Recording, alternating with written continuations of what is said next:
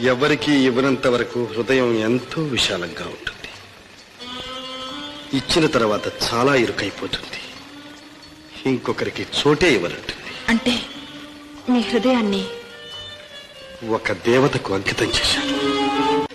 నువ్వు ఆ దేవాలయానికి వస్తావా? ఆ దేవతను చూస్తావా?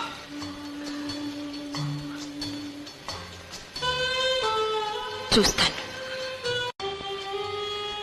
ఎవరికి ఇవ్వనంత వరకు హృదయం ఎంతో విశాలంగా ఉంటుంది. ఇచ్చిన తర్వాత చాలా ఇరుకైపోతుంది.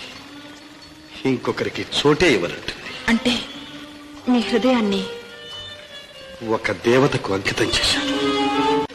నువ్వు ఆ దేవాలయానికి వస్తావా? ఆ దేవతను చూస్తావా?